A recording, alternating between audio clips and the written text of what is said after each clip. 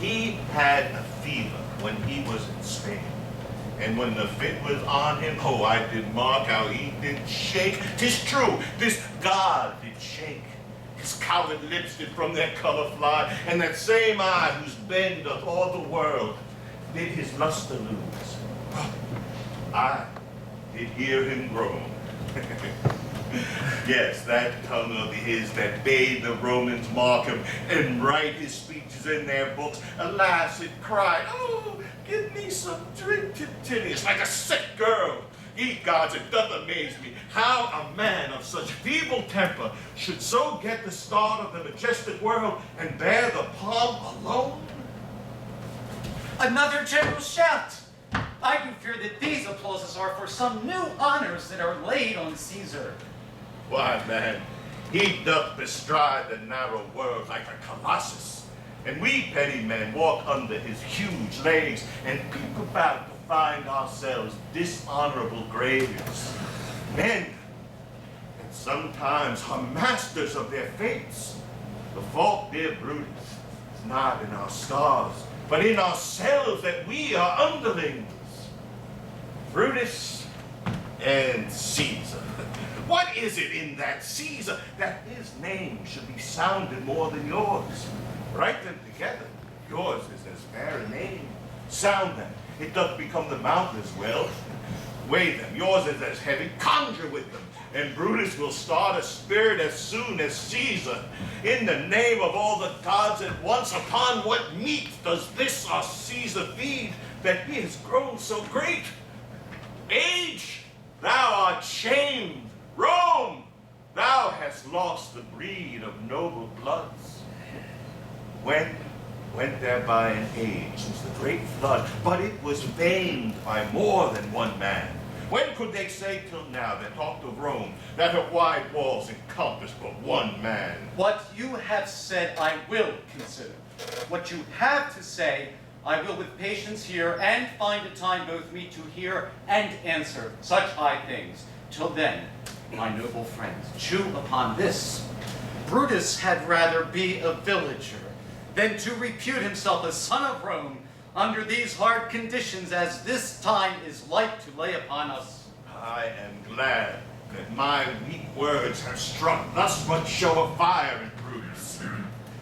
The games are done, and Caesar is returning. As they pass by, pluck Cassius by the sleeve, and he will, after his sour fashion, tell us what has proceeded worthy note today. I will do so.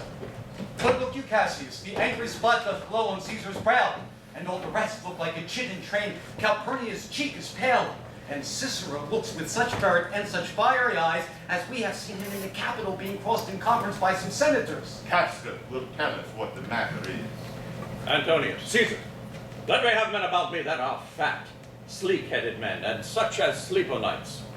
Yond Cassius has a lean and hungry look. He thinks too much. Such men are dangerous. Fear him not, Caesar. He's not dangerous. He is a noble Roman, and will give him. Would he were fatter. But I fear him not. Yet if my name were liable to fear, I do not know the man I should avoid so soon as that spare Cassius. He reads much. He is a great observer, and he looks quite through the deeds of men. He loves no plays, as thou dost, Antony. He hears no music.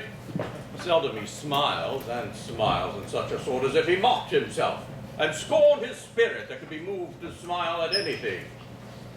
Such men as he be never at heart's ease, whiles they behold a greater than themselves, and therefore are they very dangerous. I rather tell thee what is to be feared than what I fear, for always I am Caesar. Come on my right hand to this here's death. Tell me truly what thou thinkst of him.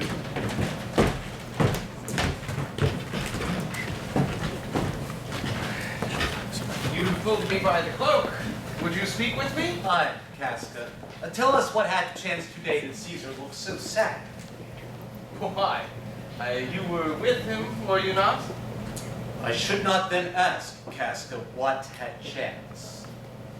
Well, there was a crown offered him, and being offered him, he put it by with the back of his hand, thus, and the people fell a-shouting. What was the second noise for? Why, for that too. They shouted thrice. What was the last cry for? Why, for that too. Was the crown offered him thrice? Aye, marry was, and he put it by thrice, every time gentler than the other, and at every putting by mine honest neighbors shouted. Who offered him the crown? Why, Antony. Tell us the manner of it, gentle Cassius. Oh, I could as well be hanged as tell the manner of it. It was mere foolery. I did not mark it.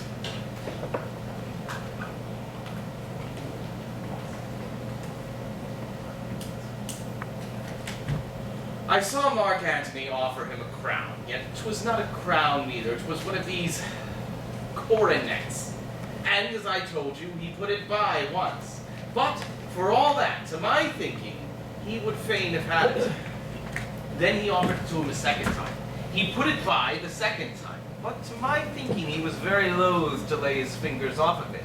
And then he offered it to him a third time. He put it the third time by, and still, as he refused it, the rabblement hooted and clapped their chapped hands and threw up their sweaty nightcaps, and uttered such a deal of stinking breath because Caesar refused the crown, that it nearly choked Caesar, for he swooned and fell down at it. For mine own part, I durst not laugh for fear of opening my lips and receiving the bad air. But soft, I pray you. What? Did Caesar swoon? Yeah, he fell down in the marketplace and foamed at the mouth and was speechless. Well, 'tis very like he hath the falling sickness. Caesar hath it not. But you and I and honest Cassius, we have the fallen sickness. I know not what you mean by that, but I am sure Caesar fell. If the tag-rag people did not clap him and hiss him, according as he pleased and displeased them, as they used to do the players in the theater, then I am no true man. What said he when he came unto himself? Marry, before he fell, when he perceived the common herd was glad he refused the crown, he plucked me up his doublet and offered them his throat to cut. And had I been a man of any occupation, if I would not have taken him at a word, I might go to hell among the rogues. And so he fell. When he came to himself again, he said that if he had done or said anything amiss, he asked their worships to think it was his infirmity. 3 or 4 good wenches where I stood cried, "Alas, good soul!" and forgave him with all their hearts. But there was no heed to be taken of them. If Caesar had stabbed their own mothers, they would have done no less. And after that he came thus sad away? Aye. Did Cicero say anything? Aye. He spoke Greek. To what effect? Nay, and I tell you that, I'll ne'er look you in the face again. But those that understood him smiled at one another and shook their heads, but for mine own part, it was Greek to me. Will you sup with me tonight, Casca? No, I'm promised forth. Will you dine with me tomorrow? Aye, if I be alive, and your mind whole, and your dinner worth the eating. Good, I will expect you. Do so. Farewell, both. What a blunt fellow is this grown to be. He was quick mettle when he went to school. So he is now in execution of any bold and noble enterprise, however he puts on this tardy form. His rudeness is a sauce to his good wit, which gives men the stomach to digest his words with better appetite. And so it is. For this time I will leave you. Tomorrow, if you please to speak with me, I will come home to you. Or if you will, come home to me, and I will wait for you. I will do so. Till then, think of the world.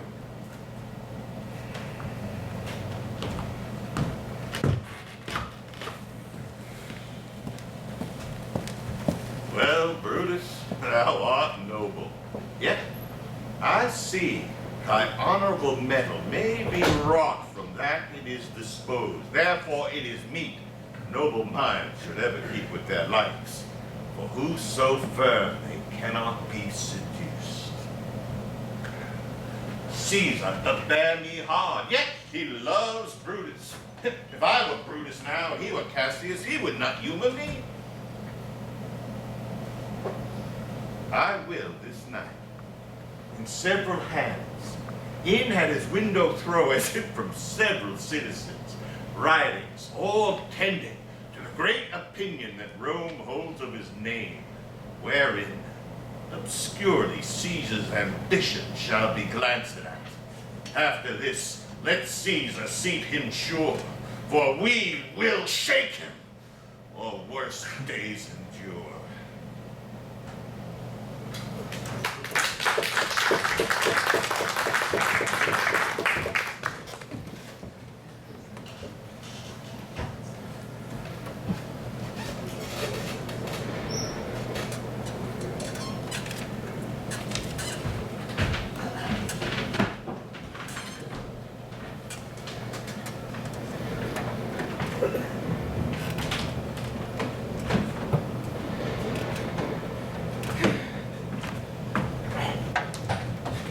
Good evening, Castor. Brought you Caesar home? But why are you breathless? And why stare you so? Are you not moved when all the sway of the earth shakes like a thing unfirmed?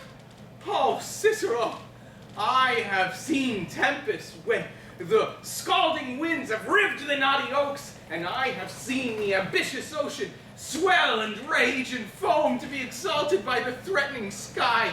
But never till tonight, never till now did I walk through a tempest dropping fire. Either there is civil strife in heaven, or else the world, too saucy with the gods, incenses them to send destruction. Well, why? Have you seen something more wonderful? A common slave, you would know him well by sight, held up his left hand, which did flame and burn like 20 torches joined, and yet his hand, not being sensible of fire, remained unscorched. And besides, I had not since put up my sword against the Capitol. I met a lion who glared at me and went surly by without annoying me. And there were, upon a heap, 100 ghastly women transformed in their fear, who swore they saw men, all in fire, walk up and down the streets. And yesterday, the bird of night did sit upon the marketplace, even at noonday, hooting and shrieking. When these prodigies do so conjointly meet, let not men say these are the reasons. They are natural, for I believe they are portentous things unto the climate which they point upon. Indeed, these are strange disposed times, but men may construe things after their fashion, clean from the purpose of the things themselves. Come, Caesar, to the Capitol tomorrow. He doth, for he bid Antonius send word to you that he would be there tomorrow. Good night, Casca. This disturbed sky is not to walk in. Who's there? All Roman? Casca by your voice. Your ear is good. Oh, Cassius! What night is this? A very pleasing night to honest men.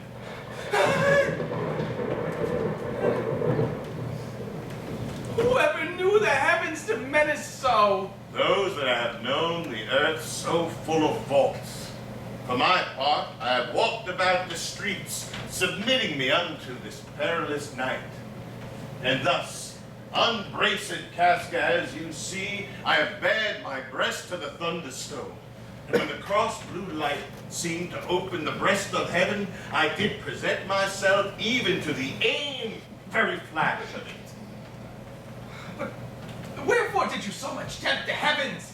It is the part of men to fear and tremble when the most mighty gods by tokens send such dreadful heralds to astonish us. You are dull, Casca. And that spark of light that should be in a Roman you do want, or else you use not. You look pale and gaze and put on fear the strange impatience of the heaven. But if you would consider the true cause, why all these fires? Why all these gliding ghosts? Why bird and beast from quality and kind? Why old men fool and children calculate? Why all these things change from their ordinance and performing faculties unto monstrous quality? Why, you shall see that heaven hath infused them with these spirits to make them instruments of fear and warning unto some monstrous state. Now, could I ask, show thee a man most like this dreadful night, that thunders, lightens, opens graves, and roars as doth the lion in the Capitol. A man no mightier than thyself or me in personal action, yet prodigious grown, and as fearful as these strange eruptions are. Why, 'tis Caesar that you mean, is it not, Cassius? Let it be who it is. For Romans now have thews and limbs as to our ancestors, but woe the while our fathers' minds are dead. 'Tis true, they say the senators mean to enact Caesar as king tomorrow, and that he shall wear his crown by sea and by land in every place save here in Italy. I know where I'll wear my dagger then. Cassius from bondage will deliver Cassius. Therein, ye gods, you make the weak most strong. Therein, ye gods, ye tyrants do defeat. Life, being weary of these worldly bars, never lacks the power to dismiss itself. If I know this, know all the world besides. That part of tyranny I do bear, I can shake off at pleasure. So could I. So every bondman in his own hand bears the power to cancel his captivity. Why should Caesar be a tyrant then? Poor man, I know he would not be a wolf, but he sees the Romans are but sheep. He were no lion, we're not the Romans' hinds. Those that in haste will make a mighty fire, begin it with weak straws. What trash thou art, Rome! What rubbish! What offal! When it serves as the base matter to illuminate such a vile thing as Caesar. But oh grief, where hast thou led me? I perhaps speak this before a willing bondman. Then I know my answer must be made. But I am armed, and dangers are to me indifferent. You speak to Casca, and to such a man that is no fleering telltale. Come, give me your hand. Be factious for a dress of all these griefs, and I will set this foot of mine as he who goes farthest. There's a bargain made. Now, Cassius, know you, I have already moved some certain of the noblest minded Romans to undergo with me an enterprise of honorable, dangerous consequence. By this I know they stay for me in Pompey's porch. For now, this fearful night, there is no stir or walking in the streets, and the complexion of the element in favors like the work we have in hand, most fiery, bloody, and most terrible. Stand close, for here comes one in haste. 'Tis Cinna, I know him by his gait. He is a friend. Cinna, where haste you so? To find you out. Who's that? Metellus Cimber? No, 'tis Casca, one incorporate to our attempts. Am I not stayed for, Cinna? I am glad on it. What a fearful night is this. There's 2 or 3 of us have seen strange sights. Am I not stayed for, tell me? Yes, you are. Oh, Cassius, if you could but win the noble Brutus to our Be you party. content. Now, good Cinna, take this paper and lay it on the praetor's chair where Brutus may find it.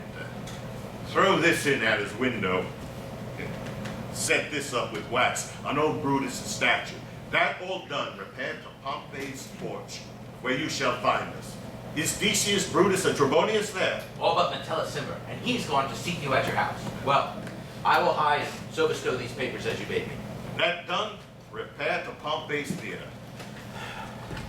Come, Cassius. Ere day, you and I will see Brutus at his house. 3 parts of the man is ours already, and the man entire, upon our next encounter, yield him ours. Oh, he sits high in the people's hearts, and that which would appear offense in us, his countenance like richest alchemy, shall turn to virtue and to worthiness. Him, his worth, and our great need of him, you have right well conceded. Come, let us go, for it is after midnight. Ere day, we will awake him and be sure of him.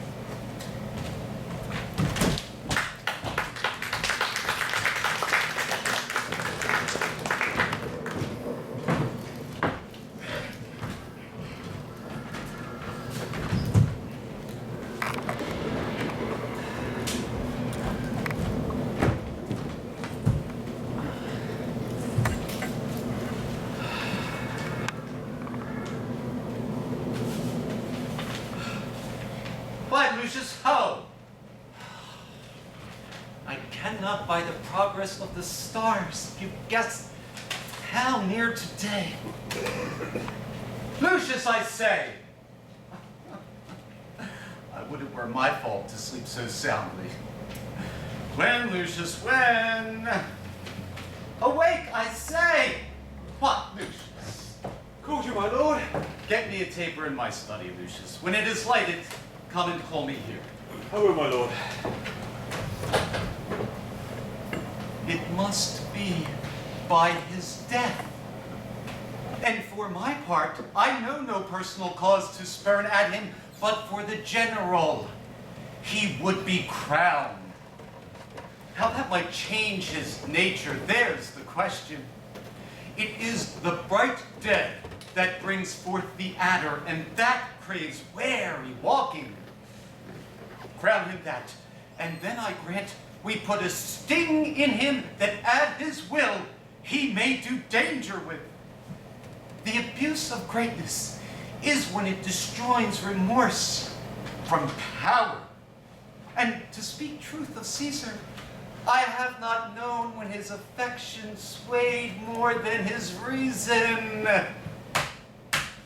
But 'tis a common proof that lowliness is young ambition's ladder, whereto the climber upward turns his face, but when he once attains the utmost round, he then unto the ladder turns his back, looks in the clouds, scorning the base degrees by which he did ascend. So Caesar may. Then, lest he may prevent.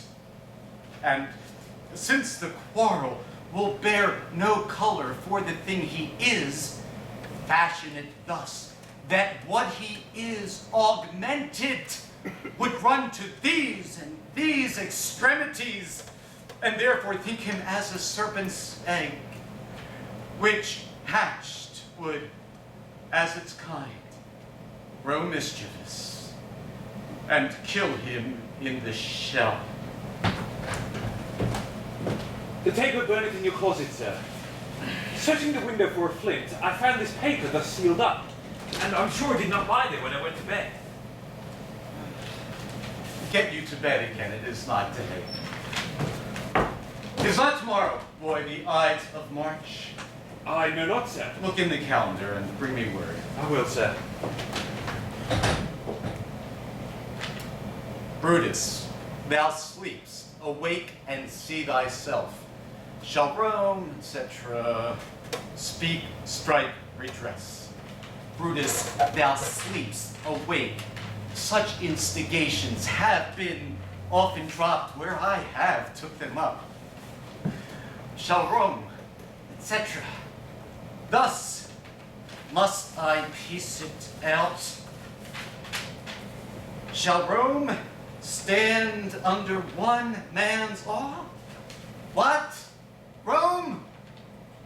My ancestors did from the streets of Rome the Tarquin drive when he was called a king. Speak, strike, redress. Am I entreated to speak and strike? O Rome, I make thee promise, if the redress will follow, thou receivest thy full petition at the hands of Brutus. Sir, March is wasted 15 days. 'Tis good. But go to the gate, somebody knocks. Since Cassius first did wet me against Caesar, I have not slept. Between the acting of a dreadful thing and the first motion. All the interim is like a phantasma or a hideous dream. The genius and the mortal instruments are then in council, and the state of a man, like to a little kingdom, suffers then the nature of an insurrection. Sir, 'tis your brother Cassius at the door who doth desire to see you. Is he alone? No, sir, they are all with him. Do you know them? No, sir. Their hats are plucked about their ears, and their faces half buried in their cloaks, and I might not discover them by any mark of favour. Let him enter. They are the faction. O conspiracy! Shamest thou to show thy dangerous brow by night when evils are most free? Oh, then by day, where wilt thou find a cavern dark enough to mask thy monstrous visage? I think we are too bold upon your rest. Good morrow, Brutus. Now, do we trouble you? I have been up this hour, awake all night. Know I these men that come along with you? Aye, every man of them, and no one here but doth honor you, and every one wish you had but that opinion of yourself which every noble Roman bears of you. This is Trebonius. Oh, he is welcome hither. This Decius Brutus. He is welcome too. This Casca, this Cinna, and this Metellus Cimber. They are all welcome. What watchful cares do interpose themselves betwixt your eyes and tonight? Shall I entreat a word?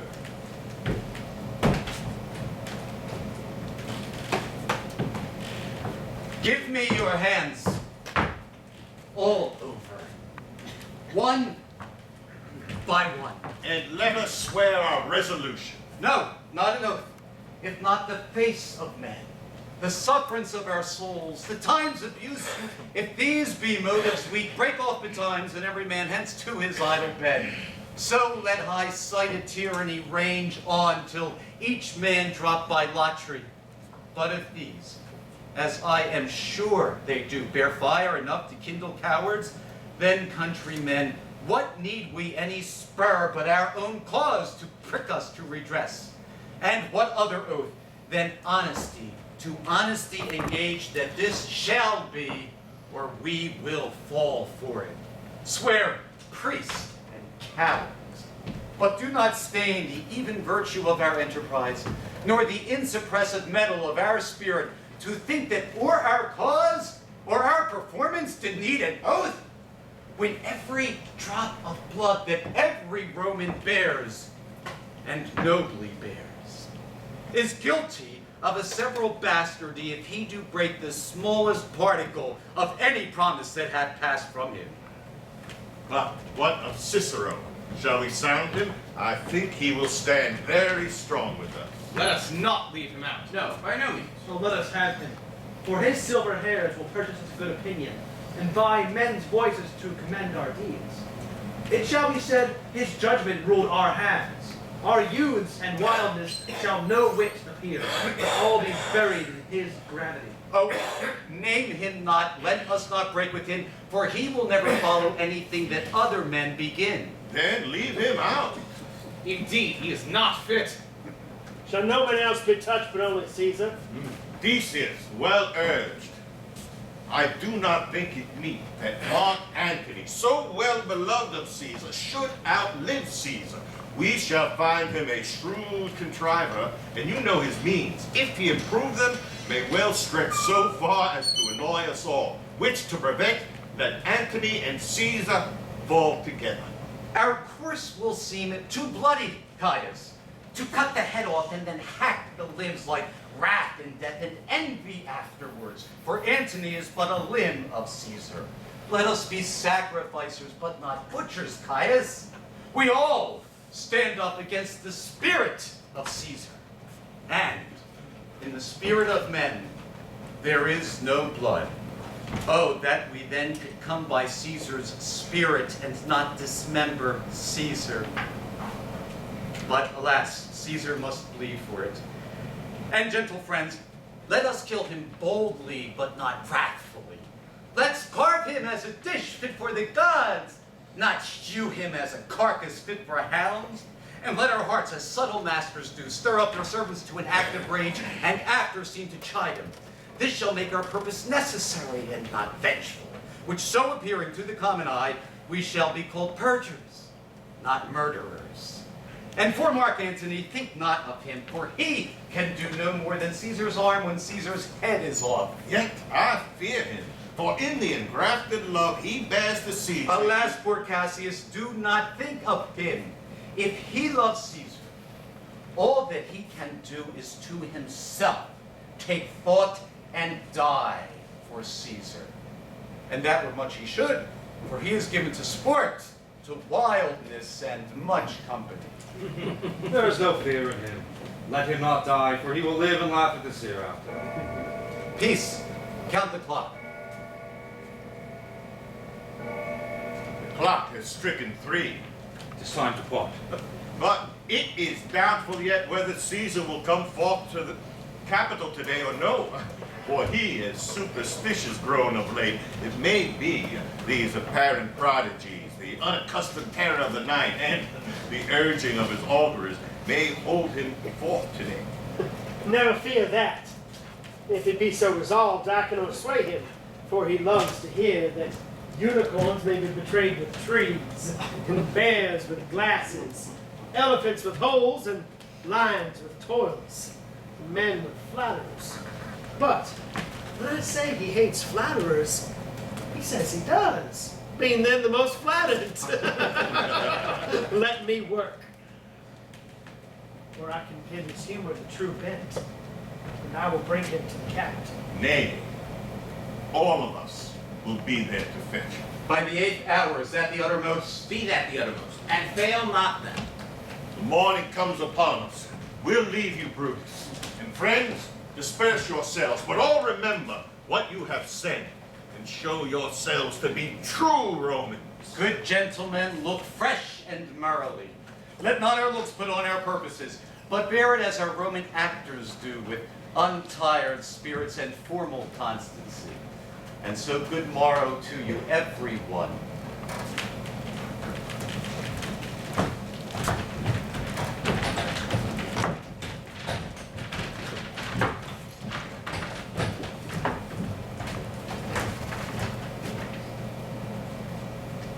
Brutus, my lord. Portia, what mean you? Wherefore rise you now? It is not for your help thus to commit your weak condition to the raw, cold morning. Nor for yours, neither. You've ungently, Brutus, stole from my bed. And yesternight at supper, you suddenly arose and walked about, musing and sighing with your arms across. And when I asked you what the matter was, you stared upon me with ungentle looks. I urged you further, and you scratched your head and too impatiently stamped with your foot. Yet I insisted, yet you answered not, but with an angry wafture of your hand gave sign for me to leave you. And so I did, fearing to strengthen that impatience which seemed too much enkindled, while hoping it was but an effect of humor, which sometimes hath its hour with every man. It will not let you eat, nor talk, nor sleep. Could it work so much upon your shape as it had much prevailed on your condition, I should not know you, Brutus. Dear my lord, make me acquainted with your cause of grief. I am not well in health, and that is all. Brutus is wise, and were he not in health, he would embrace the means to come by it. Why, so I do. Good Portia, go to bed. Is Brutus sick? And is it physical to walk unembraced and suck up the humors of the dank morning? What? Is Brutus sick? And will he steal from his wholesome bed to tempt the vile contagion of the night? And dare the roomy and unpurged air to add unto his sickness? No! Brutus, you have some sick offense within your mind, which by the right and virtue of my place I ought to know of.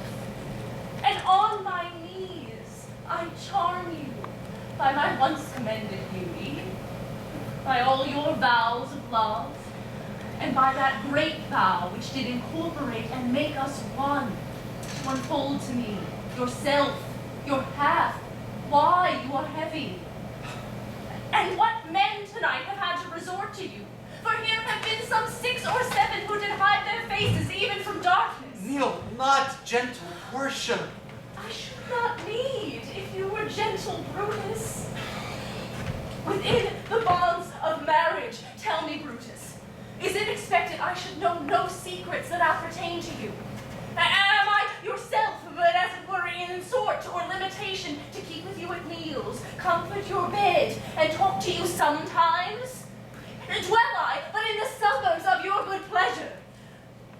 If it be no more, Portia is Brutus's harlot, not his wife. You are my good and true and honorable wife, as dear to me as are the ruddy drops that visit my sad heart.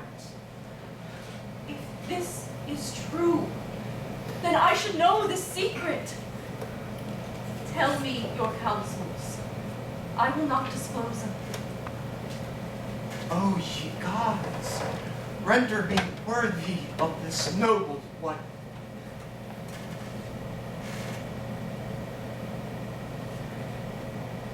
Good Portia, go in a while, and by thy bosom shall partake the secrets of my heart. All my engagements I will construe to thee, all the charactery of my sad brows.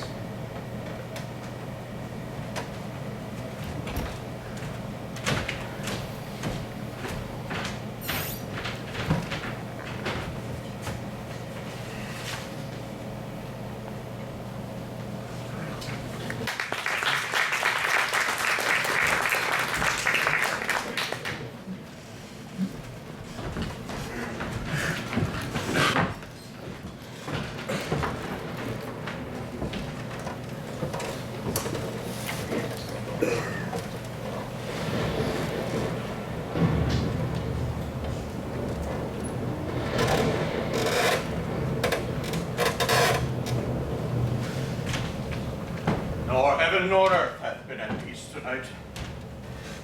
Thrice hath Calpurnia in her sleep cried out, "Help ho, they murder Caesar!" Who's within? My lord?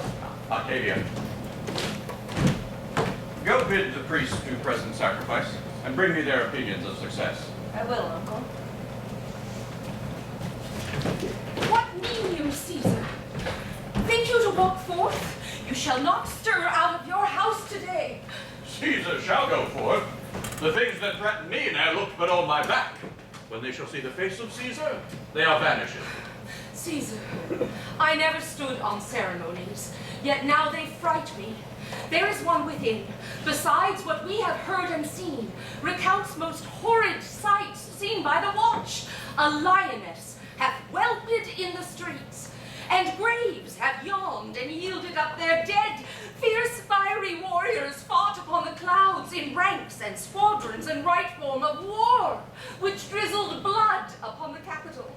The noise of battle hurtled in the air. Horses did neigh, and dying men did groan, and ghosts did shriek and squeal about the streets. Oh, Caesar, these things are beyond all use, and I do fear them.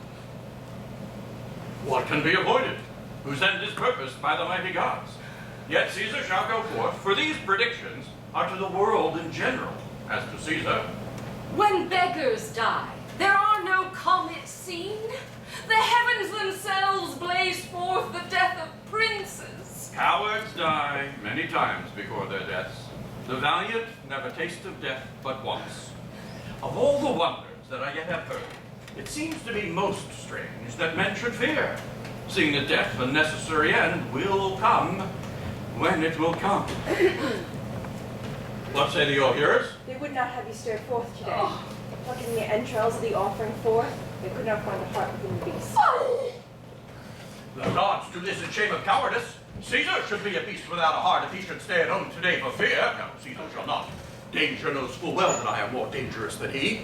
We are two lions littered in one day, and I am the elder and more terrible, and Caesar shall go forth. Alas, my lord, your wisdom is consumed in confidence. Do not go forth today. Call it my fear that keeps you in the house and not your own. will send Marc Antony to the Senate House, and he shall say you are not well today. Let me upon my knee prevail in this. Marc Antony shall say I am not well, and for thy humor, I will stay at home today. Oh. And here's Decius Brutus. He will tell them so. Caesar, all hail! Most worthy Caesar, I come to fetch you to the capital. And you are come in very happy time to bear my greetings to the senators and tell them I will not come today. Cannot is false, and that I dare not falser. I will not come today, Decius. Tell them so. Say he is sick. Shall Caesar send a lie? Have I in conquest stretched my arm so far to be afraid to tell graybeards the truth? Decius, go tell them Caesar will not come. Most worthy Caesar, give me some cause lest I may be laughed at when I tell them so. The cause is in my will. I will not come. That is enough to satisfy the Senate. But for your private satisfaction, because I love you, I will let you know. Calpurnia here, my wife, stays me at home. She dreamt tonight she saw my statue, which like a fountain with 100 spouts did run pure blood, and many lusty Romans came smiling and did bathe their hands in it. And these does she take for warnings and portents and evils imminent. And on her knee hath begged that I will stay at home today. This dream is all misinterpreted. It was a vision, fair and fortunate. Your statue spouting blood and many pipes in which many Romans did bathe themselves signifies that from you great Rome shall suck reviving blood, that great men shall press for tinctures, stains, cognizance. This by Calpurnia's dream is signified. And this way have you well expounded it. I have. And when you have heard what I can tell, I know it now. The Senate have concluded to give this day a crown to mighty Caesar. If you shall send a word you will not come, their minds may change. Besides, it were a mock apt to be rendered for someone to say, break up the Senate till another time when Caesar's wife shall meet with better dreams. If Caesar hide himself, shall they not whisper, lo, he is afraid? Pardon me, Caesar, pardon me.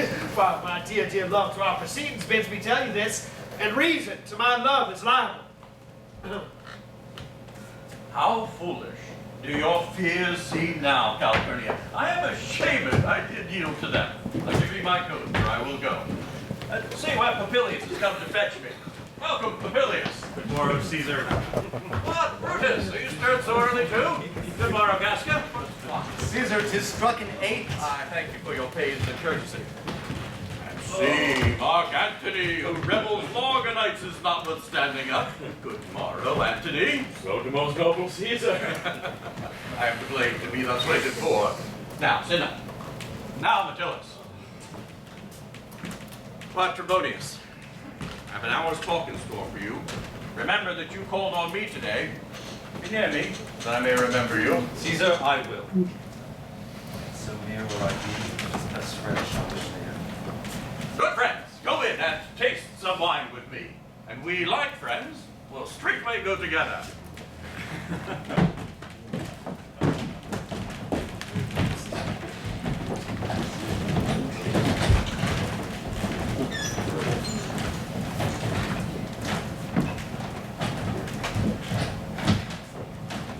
That every like is not the same, O Caesar. The heart of Brutus yearns to think upon.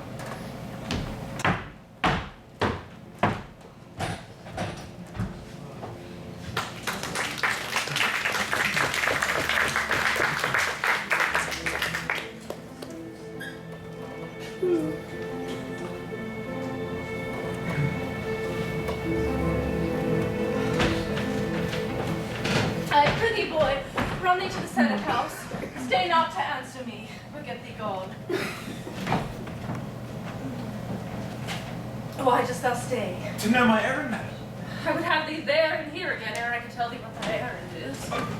Madam, what should I do? Run to the capital and nothing else? Or so return to you and nothing else? Yes. I pray you, see my lord look well. for he went sickly forth. And take good note what Caesar doth, what suitors press to him. I heard a bustling roar like a fray, the wind brings it from the capital. Come hither, fellow! Which way hast thou been? Mine own house, dear lady.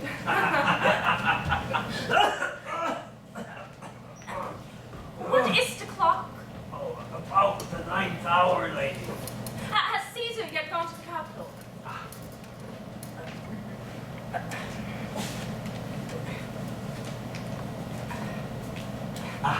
Not yet, now. I go to take my stand to see Caesar pass on to the capital. Thou hast some suit to Caesar, hast thou not? Oh, indeed I have, madam.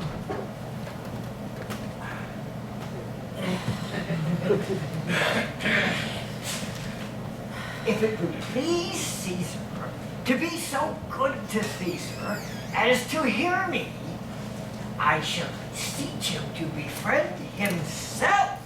Why? Knowst thou of any harms intended toward him?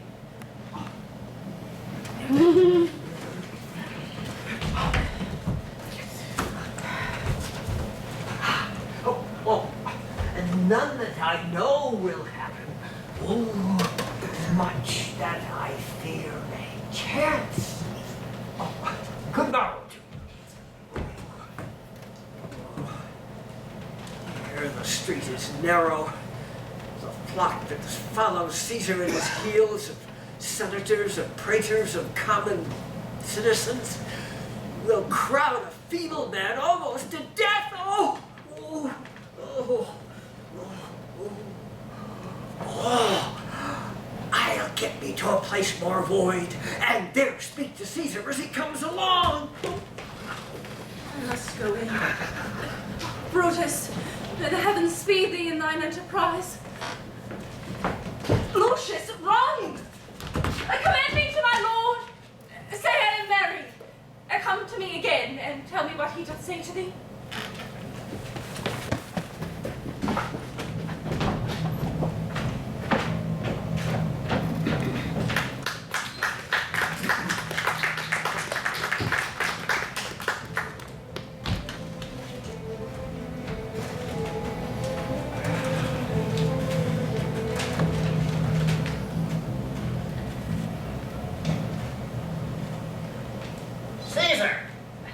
Beware of Brutus. Take heed of Cassius. Oh, come not near Casca. Have an eye to Scylla. Trust not Trebonius. Mark well Metellus Cimber. Oh, Decius Brutus? Ha! Loves thee not. All these men are of a single mind, it is bent against thee. If thou be not immortal, look about you. Security gives way to conspiracy. Oh, oh. The almighty gods defend thee. The Ides of March are come. Aye, Caesar, but not God. Trebonius doth desire you to all read at your best leisure this, his present suit. Oh, Caesar, read thine first. Finds the suit that touches Caesar nearer. Oh, read it. Great Caesar. What touches us ourselves shall be last, sir. Don't delay not, Caesar. Read it instantly. Oh! What is that fellow mad? Zero, give place. What? Urge you your petitions in the street? Come to the cabin. Oh, oh. I wish your enterprise today may thrive. What enterprise, Papilius? Fare you well. What's that, Papilius, Lena? Wish today our enterprise might thrive. I fear our purpose is discovered. Look how he makes the Caesar mark in. Casca, be subtle. We fear prevention. Brutus, what shall become? If this be known, Cassius or Caesar will never turn back, for I will slay myself. Cassius be constant. Papilius Lena speaks not of our purposes. For look, he smiles, and Caesar doth not change. Herodias knows his time. Well, look to Brutus as he draws Marc Antony out of the way. Where is Metellus Simba? Let him go wrestling prefer his suit to Caesar. He is addressed. Press near and second him. Cassius, you are the first that raise your hand. Are we all ready? What is now amiss that Caesar and his Senate must redress? Most high, most mighty, and most puissant Caesar, Metellus Simba throws before thy feet an humble heart. I must prevent thee, Simba. These couchings and these lowly courtesies might fire the blood of ordinary men, and turn preordinance and first decree into the law of children.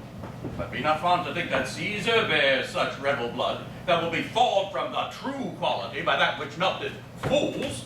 I mean, sweet words, low crooked curtsies, and base spaniel fawnings.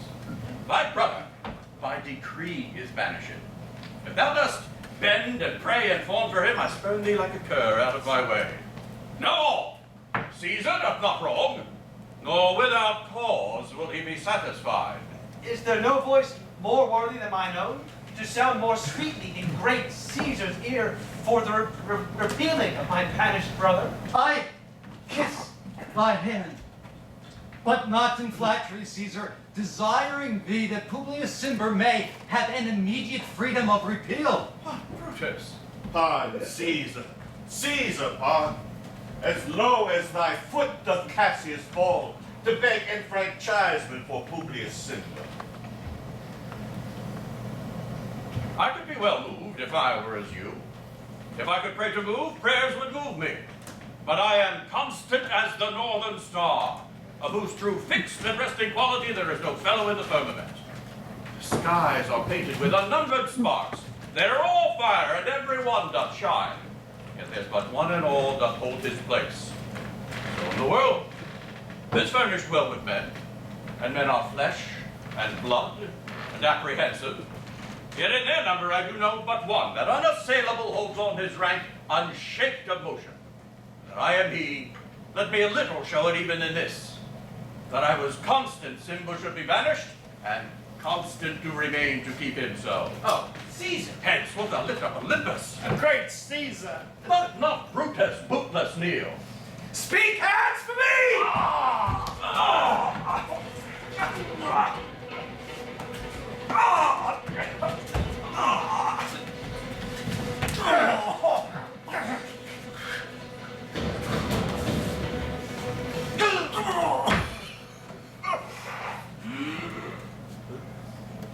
And two, Brutus. Then fall, Caesar.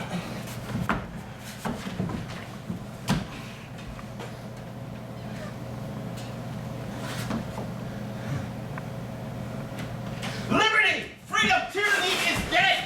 Run hence, proclaim, cry it about the streets! Some to the common pulpits and cry out, liberty, freedom, and enfranchisement! People and senators, be not affrighted! Fly not, stand stiff! Ambition's debt is paid! Brutus, go to the pulpit! And Cassius too! Where's Antony? Fled to his house amazed. Men, women, stare out and cry as if it were doomsday. Fates, we will know your pleasures. That we shall die, we know. 'Tis but the time in drawing days out that men stand upon. Why, he that cuts off 20 years of life cuts off so many years of fearing death. Grant that, and then is death a benefit? So are we Caesar's friends that have abridged his time of fearing death.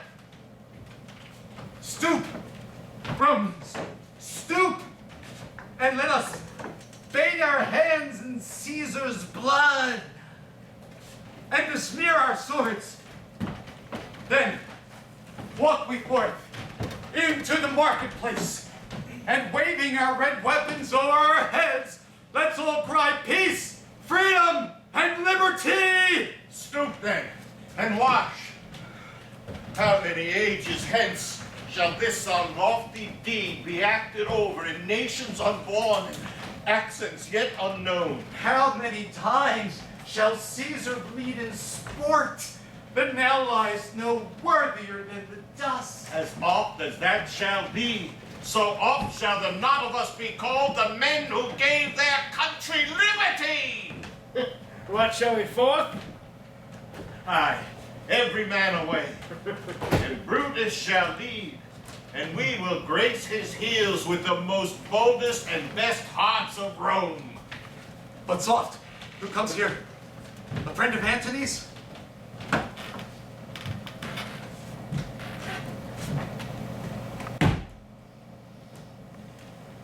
Thus, Brutus, did my master bid me kneel.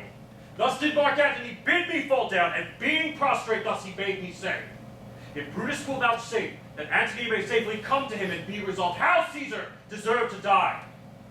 Marc Antony shall not love Caesar dead so well as Brutus living, but will follow the fortunes and affairs of noble Brutus, and the hazards of this untried state, with all true faith. So says my master Antony. Tell him, so please him come unto this place, he shall be satisfied, and by my honor depart untouched. I'll fetch him presently. I know that we will have him well to friend. I wish we may, but I have a mind that fears him much, and my misgivings still fall shrewdly to that purpose. But here comes Antony. Welcome, Marc Antony. O mighty Caesar, dost thou lie so low?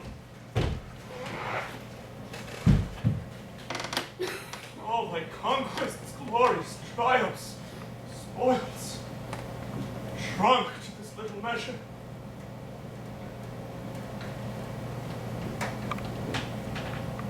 Fare thee well. I know not, gentlemen, what you intend. Who else is rank? Who else must be let blood? If I myself, there is no hour so fit as Caesar's death hour, nor no instrument of half that worth as those your swords made rich with the most noble blood of all this world. I do beseech you, if you bear me hard, now, whilst your purpled hands do reek and smoke, fulfill your pleasure.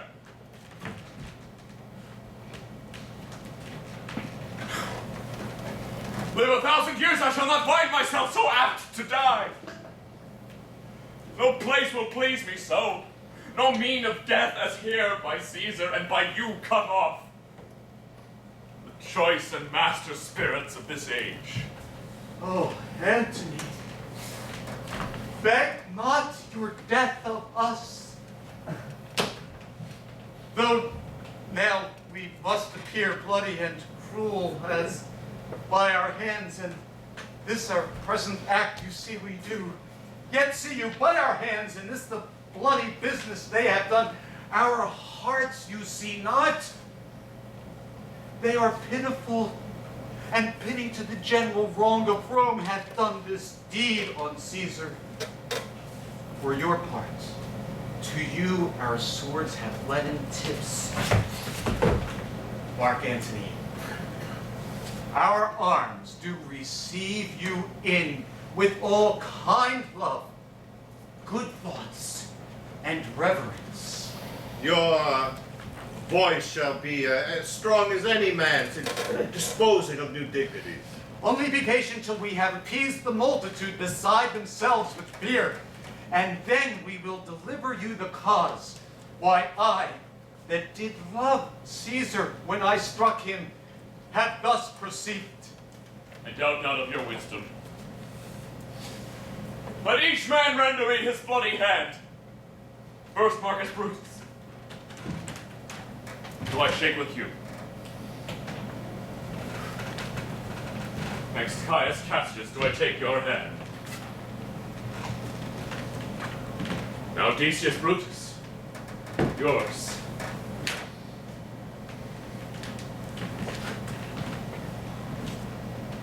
Yours, Metellus. And I yours. And my valiant casket.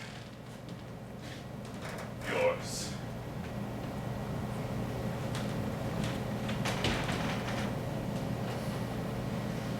Though last, not least in love, Yours, good Hartpence.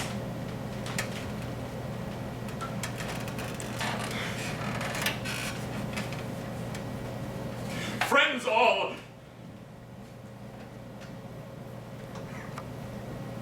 Alas, what shall I say? My credit now stands on such slippery ground that one of two bad ways you must conceit me, either a coward or a flatterer. I did love thee, Caesar, 'tis true. If then thy spirit look upon us now, shall it not grieve thee, dearer than thy death, to see thy Antony making his peace, shaking the bloody fingers of thy foes, most noble, in the presence of thy corpse? Had I as many eyes as thou hast wounds, weeping as fast as they stream forth thy blood,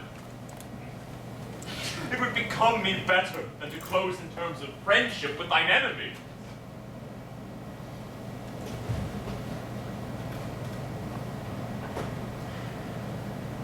Pardon me, Julius. Here wast thou bade, brave heart. Here didst thou fall, and here thy hunters stand, signed in thy spoil, crimsoned in thy lethe. O world, thou wast a forest to this heart, and this indeed the heart of thee.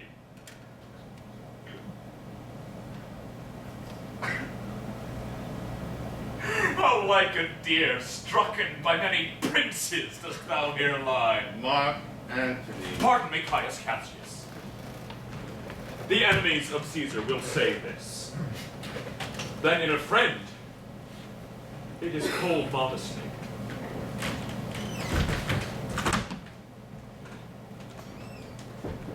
I blame you not for praising Caesar so. But what compact mean you to have with us? Will you be pricked in number of our friends, or shall we arm and not depend on you? Therefore I took your hands, but was swayed from the point by looking on Caesar. Friends, am I with you all, and love you all, upon this hope that you will give me reasons wherein and why Caesar was dangerous. Or else, were this a savage spectacle? Our reasons are so full of good regard that were you, Antony, the son of Caesar, you should be satisfied. That's all I ask. And am moreover suitor that I may produce his body to the marketplace, and in the pulpit, as becomes a friend, speak in the order of his funeral. You shall, Marc Antony.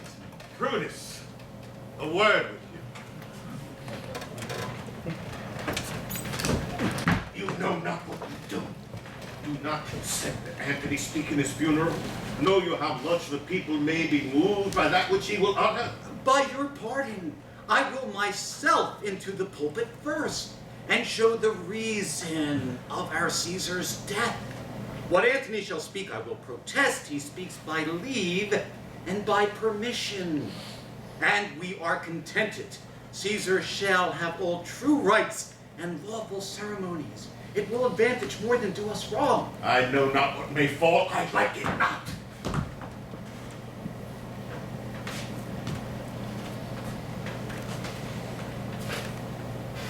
Mark it. Here. Take you Caesar's body. You shall not, in your funeral speech, blame us, but speak all good you can devise of Caesar, and say you do it by our permission. Else shall you not have any hand at all about this funeral, and you shall speak in the same pulpit whereto I am going after my speech is ended. That's all I ask. I do desire no more. Prepare the body and follow us.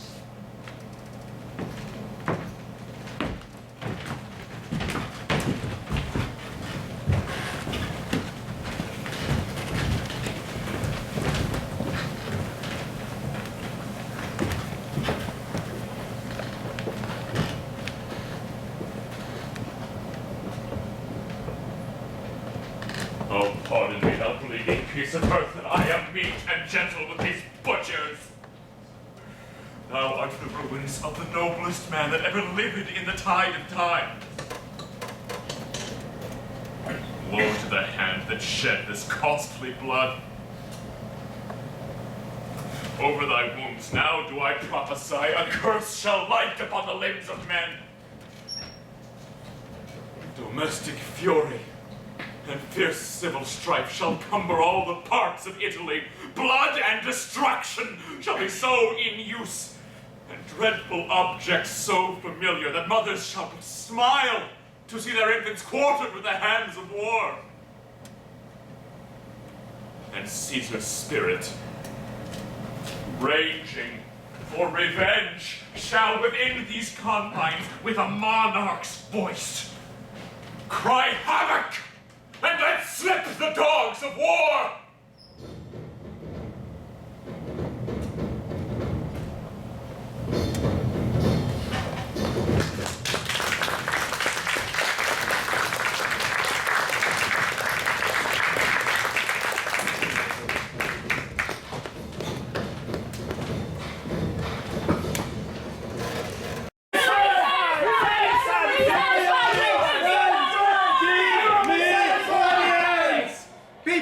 Till the last. Romans, countrymen, lovers, hear me for my cause, and be silent that you may hear. Believe me for mine honor, and have respect to mine honor that you may believe. Censure me in your wisdom, and awake your senses, that you may the better judge. If there be any in this assembly, any good friend of Caesar's, to him I say that Brutus's love to Caesar was no less than his. If then that friend demand why Brutus rose against Caesar, this is my answer. Not that I loved Caesar less, but that I loved Rome more. Had you rather Caesar were living and die all slaves, than that Caesar were dead to live all free men? As Caesar loved me, I weep for him. As he was fortunate, I rejoice at it.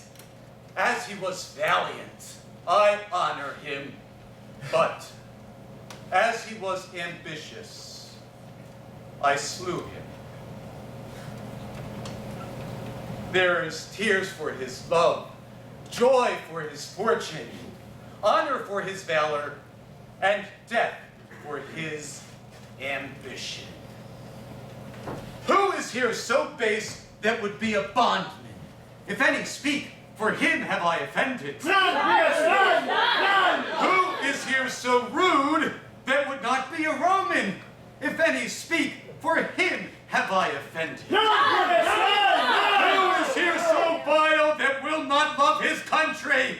If any speak, for him have I offended. I pause for a reply. Then none have I offended. I have done no more to Caesar than you shall do to Brutus. The question of his death is enrolled in the Capitol, his glory not extenuated wherein he was worthy, nor his offenses enforced, for which he suffered death. Here comes Marc Antony, who, though he had no hand in Caesar's death, shall receive the benefit of his dying, a place in the commonwealth, as which of you shall not? With this I depart, that as I slew my best friend for the good of Rome, I have the same dagger for myself, when it shall please my country to need my death. Bring him with triumph unto his house! Give him a statue with his ancestors! Let him be Caesar! Caesar wear a bunch of you crown of Brutus! We'll bring him to his house with shouts and clamors! My countrymen! Peace! Silence! Brutus speaks! Peace, hope! Good countrymen, let me depart alone, and for my sake stay here with Antony. Do grace to Caesar's corpse, and grace his speech, tending to Caesar's glories. which Marc Antony, with our permission, is allowed to make. I do entreat you, not a man depart save I alone, till Antony have spoken.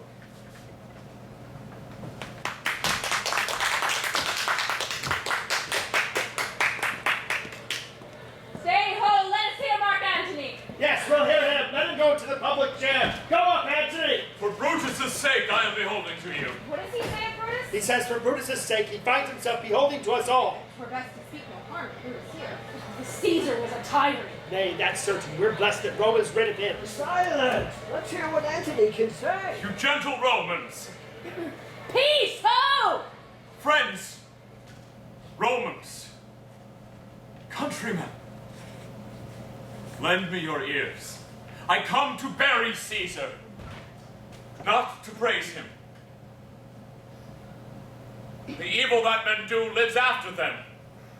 The good is often interred with their bones, so let it be with Caesar. The noble Brutus hath told you that Caesar was ambitious. If it were so, it was a grievous fault. And grievously hath Caesar answered it.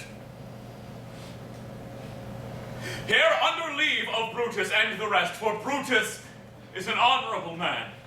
So are they all honorable men. Come I to speak in Caesar's funeral. He was my friend, faithful and just to me. But Brutus says he was ambitious. And Brutus is an honorable man. He hath brought many captives home to Rome, whose ransoms did the general coffers fill. Did this in Caesar seem ambition? No. When that the poor hath cried, Caesar hath wept. Ambition should be made of sterner stuff. And yet Brutus says he was ambitious, and Brutus is an honorable man. You all did see that on the Capitol I thrice presented him a kingly crown, which he did thrice refuse. Was this ambition? No. And yet Brutus says he was ambitious, and sure, he is an honorable man. I speak not to disprove what Brutus spoke, but here I am to say what I do know. You all did love him once, not without cause. What cause withholds you then to mourn for him? O judgment, thou art fled to brutish beasts, and men have lost their reason. Bear with me. My heart is in the coffin there with Caesar. I must pause till it comes back to me. Methinks there is much reason in his saying. If thou consider rightly of the matter, Caesar hath had great wrong. Has he, masters? I fear there were worse come in his place. Mark to his words, he did not take the crown, therefore 'tis certain he was not ambitious. If it be so, some will dear abide it. Poor soul! His eyes are red as fire with weeping. There's not a nobler man in Rome than Antony. Mark, he begins again to speak. But yesterday the word of Caesar would have stood against the world. Now lies he here, and none so poor to do him reverence. Oh, masters, if I were disposed to stir your hearts and minds to mutiny and rage, I should do Brutus wrong, and Cassius wrong, who you all know are honorable men. I will not do them wrong. I rather choose to wrong the dead, to wrong myself and you, than I will wrong such honorable men.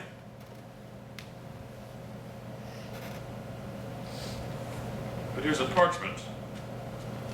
Seal of Caesar. I found it in his closet. 'Tis his will. Let but the commons hear this testament, which, pardon me, I do not mean to read. And they would go and kiss dead Caesar's wounds, and dip their napkins in his sacred blood. Yea, beg a hair of him for memory, and dying, mention it within their wills, bequeathing it as a rich legacy unto their issue. Well, hear the will. Read it, Marc Antony. The will. Have patience, friends. I must not read it. It is not meet that you know how Caesar loved you. You are not wood, you are not stones, but men. And being men, hearing the will of Caesar, it will inflame you. It will make you mad. It is good that you know not you are his heirs, for if you should, what would come of it? Read the will. We'll hear it. You should read us the will. Read the will. Will you be patient? Will you stay a while? I have overshot myself to tell you of it. I fear I wrong the honorable men whose daggers have stabbed Caesar. I do fear it. There were traitors, honorable men.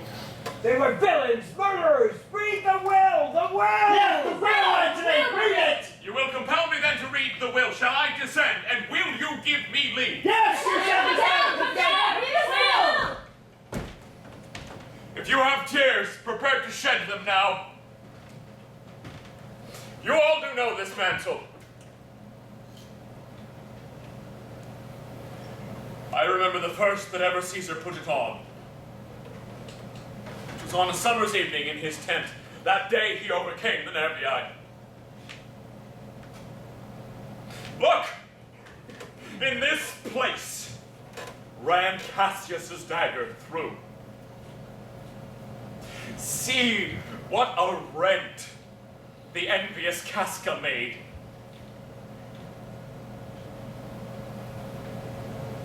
Through this, the well-beloved Brutus stabbed. And as he plucked his cursed steel away, mark you how the blood of Caesar followed it, as rushing out of doors to be resolved whether 'twas Brutus so unkindly knocked or no. For Brutus, as you know, was Caesar's angel. Judge you gods how Caesar loved him.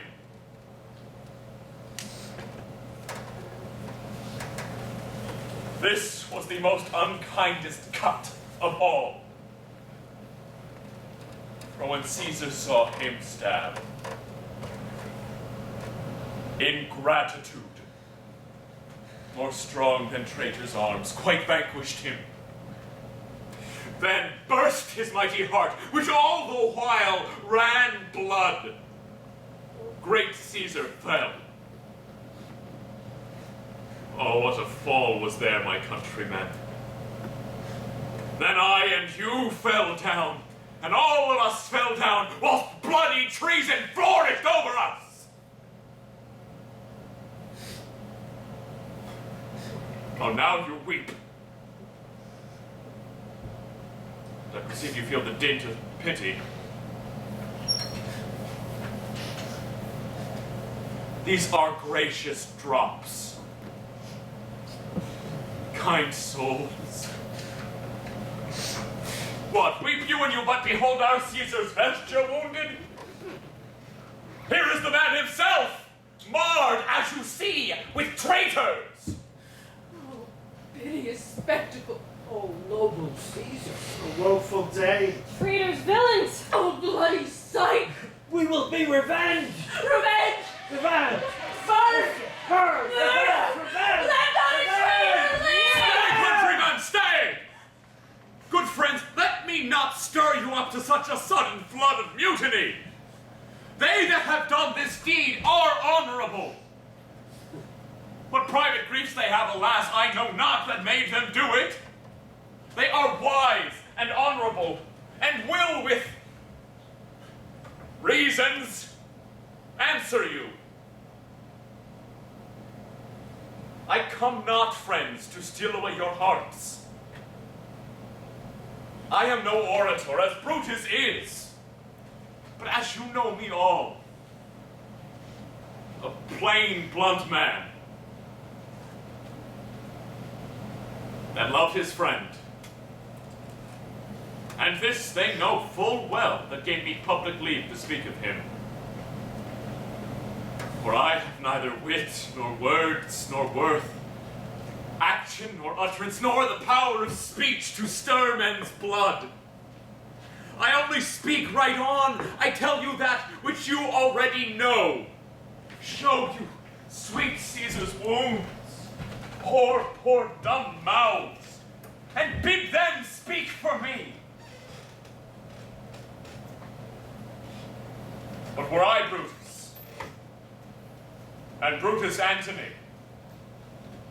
there, or an Antony, would ruffle up your spirits, would put a tongue in every wound of Caesar that should cause the stones of Rome to rise and mutiny! Mutiny! Yeah! We'll burn the house where Brutus lives! God, sink the conspirators! But stay, countrymen, have patience! Hear Let's me! stay! Oh, let's hear the noble Antony! Good friends, kind friends, you go to do you know not what. Wherein hath Caesar thus deserved your loves? Alas, you know not. I must tell you then. You have forgot the will that I spoke of. Most true. The will! Read the will! Read the will! There is the will! And under Caesar's seal. To every Roman citizen he gives, to every several man, 75 drachmas! Oh, noble Caesar! We will revenge his death! Hear me with patience, countrymen, yet hear me. Moreover, he hath left you all his private walks, and new planted orchards this side Tiber. He hath left them to you, and to your heirs forever. Common pleasures, to walk abroad and recreate yourselves. Here was a Caesar! When comes there such another? Never! Never! Come away! We'll burn him in the holy place, and with the brand, fire the traitors' houses! Fire! Mutiny!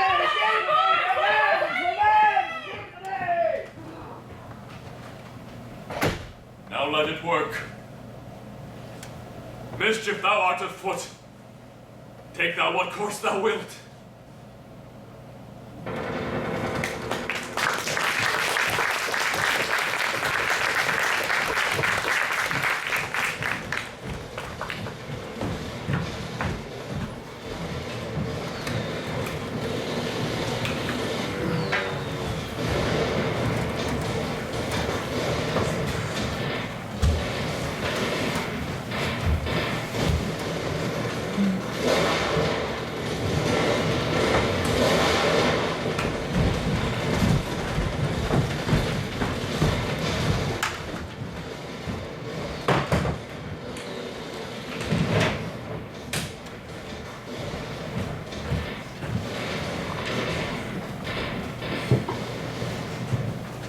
Stand ho!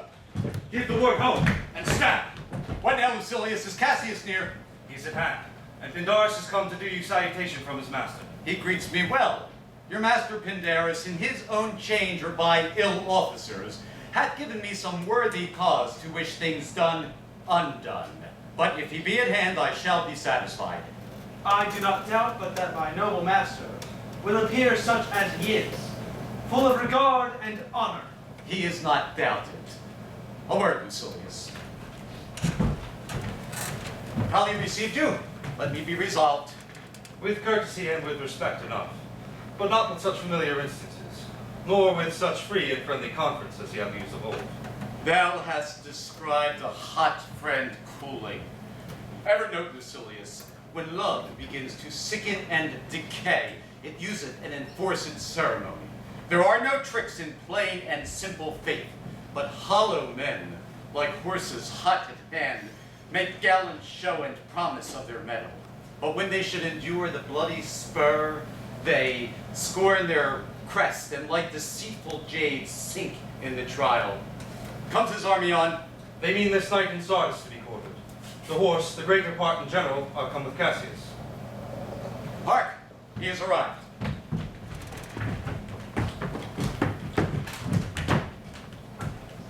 Most noble brother, you have done me wrong. Judge me, you gods! Wrong I mine enemies? And if not so, how should I wrong a brother? Brutus, this sober form of yours hides wrongs, and when you do them... Cassius, be content, speak your grief softly, I do know you well. Before the eyes of both our armies here, which should perceive nothing but love from us, let us not wrangle. Bid them move off. Then in my tent, Cassius, enlarge your griefs, and I will give you audience. Then does. Bid our commanders lead their charges off a little from this ground. Basilius, do you the like, and let no man come to our tent till we have done our conferences. Let Lucius and Titinius guard our door.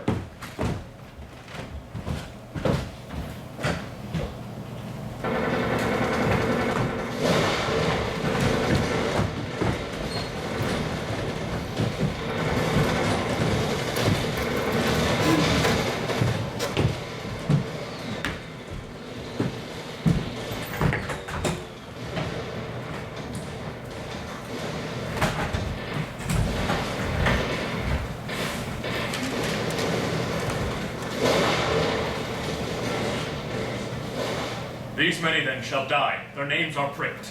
Your brother too must die. Consent you, Lepidus. I do consent. Prick him down, Antony. Upon condition that Publius shall not live, who is your sister's son, Marc Antony. He shall not live. Look. With a spot I damn him. But Lepidus, go you to Caesar's house. Fetch the will hither. We shall determine how to cut off some charge in legacies.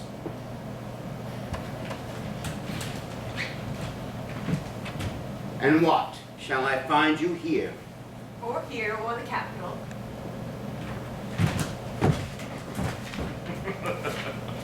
This is a slight and unmeritable man. Each to be sent on errands. Is it fit, the threefold world divided, that he should be one of the three to share in it? So you thought him, and took his voice, who should be pricked to die in our black sentence and prescription. I have seen more days than you. And though we lay these honors on this man, to ease ourselves of diverse and slanderous loads, he shall but bear them as the ass bears gold, to groan and sweat under the business, either led or driven as we see fit. And then, having taken our treasure where we wilt, then take me down his load and turn him off like to the empty ass, to shake his ears and graze in commons. You may have your will, but he is a tried and valiant soldier. So is my horse, Octavian. And for that I do appoint him a store of provender. It is a creature that I teach to fight, to wind, to stop, to run straight on, his corporal motion governed by my spirit. And so, in a way, is it with Lepidus. He must be taught, and trained, and bid go forth. A barren-spirited fellow. One that feeds on objects, arts and imitations, that, having been staled by other men's use, begin his fashion. Speak not of him but as of property. But now, Octavia, listen. Great things. Brutus and Cassius are levying power. We must straight make head against them. Therefore, let our alliance be joined, our best friends made, our resources stretched, and let us presently go sit in council, how direst perils may surest be answered. Let us do so, for we at this stake embait about with many enemies, and some that smile have in their hearts, I fear, millions of mischiefs.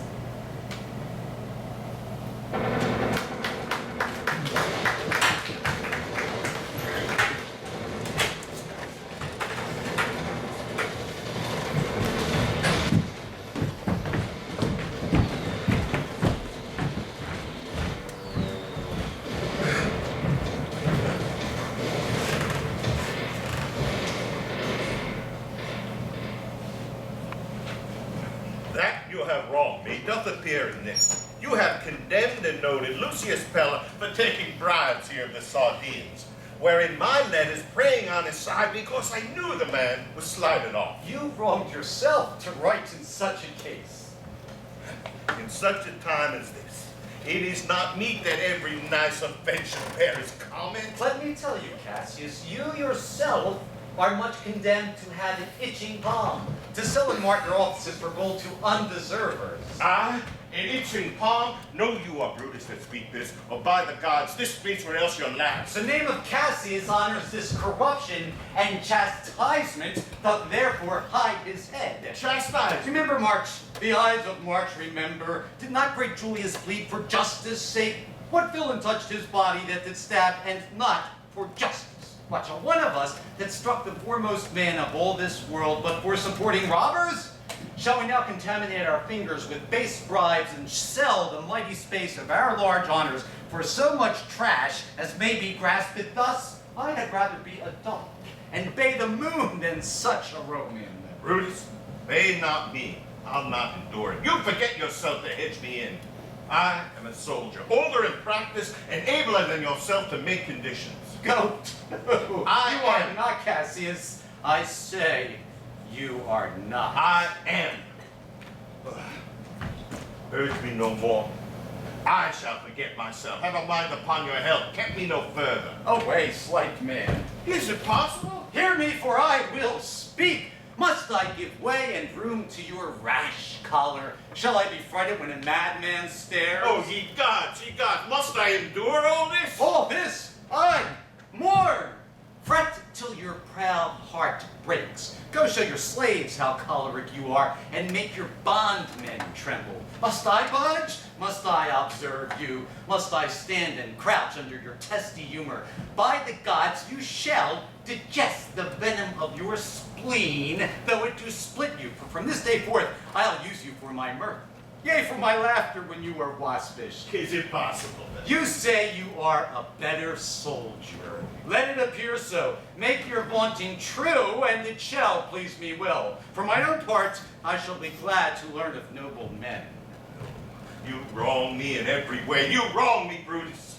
I said an elder soldier, not a better. Did I say better? If you did, I care not. Oh, have a mind upon your health. Urge me no further. When Caesar lived, he durst not thus have moved me. Peace, peace! You durst not so have tempted him. I durst not. No! What, durst not tempt him? For your life you durst not. Oh, do not presume upon my love. I may do that I shall be sorry for. You have done that you should be sorry for. There is no terror, Cassius, in your threats. For I am armed so strong in honesty that they pass me by as the idle wind, which I respect not.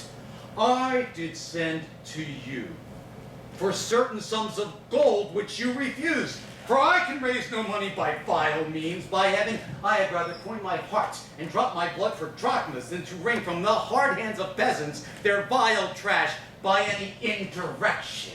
I did send to you for gold to pay my legions, which you denied me. Was that done like Cassius? Should I have answered Caius Cassius so? When Marcus Brutus grows so covetous to lock such rascal counters from his friends, be ready, gods, with all your thunderbolts, dash him to pieces. I denied you not. You did. I did not. He was but a fool that brought my answer back. Brutus hath ridden my heart. A friend should bear his friend's infirmities. Brutus makes mine greater than they are. I do not till you practice them on me. You love me not. I do not like your faults. A friendly eye would never see such faults. The flatterers would not, though they do appear as huge as high Olympus. Come, Antony, and young Octavia, come. Revenge yourselves alone on Cassius, for Cassius is aweary of this world. Hated by one he loves, braved by his brother, checked like a bondman, all his faults observed, set in a notebook, learned, conned by rote, to cast into my Pinto. I could weep my spirit from mine eyes. There is my dagger. Here is my naked breast, within a heart. If thou beest a Roman, take it forth. I that denied thee gold, I will give thee my heart. Strike as thou did Caesar. For I know when thou hatest him worst, thou lovest him better than thou ever lovest Cassius. Sheathe your dagger. Be angry when you will. It shall have scope. Do what you will. Dishonor shall be humor. O Cassius, you are yoked with a lamb that carries anger as the flint bears fire. Who much enforce it shows a hasty spark, and straight is cold again. Hath Cassius lived to be but mirth and humor to his Brutus, when grief and blood ill temper vexeth him? When I spoke that, I was ill-tempered too. Do you confess so much? Give me your hand. And my heart too. Brutus, What's the matter? hath you not love enough to bear with me when that rash humor which my mother gave me makes me forgetful? Yes, Cassius, and from henceforth, when you are over earnest with your Brutus, he'll think your mother chides and leave you so. Come in, Titinius. Welcome, good Messiah. Now, sit we close about this taper here, and let us full in question our necessities. Messala, I have here received letters that young Octavia and Marc Antony come down upon us with a mighty power, bending their expedition toward Philippi. Myself have letters of the self-same tenor. With what addition? That by proscription and bills of outlawry, Octavia, Antony, and Lepidus have put to death 100 senators. Therein our letters do not well agree. Mine speak of 70 senators that died by their proscriptions, Cicero being one. Cicero one. Cicero is dead, and by that order of proscription. Have you your letters from your wife, my lord? No, Messala. Nor nothing in your letters writ of her? Nothing, Messala. That methinks is strange. I ask you, hear you aught of her in yours? No, my lord. Now, as you are a Roman, tell me true. Then as a Roman, bear the truth I tell.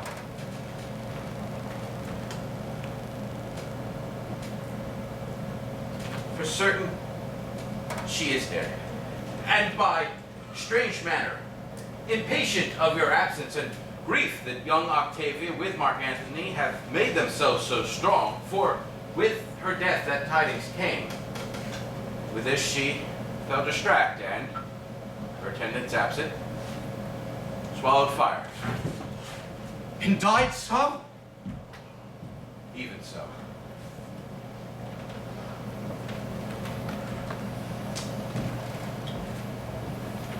My farewell, Portia.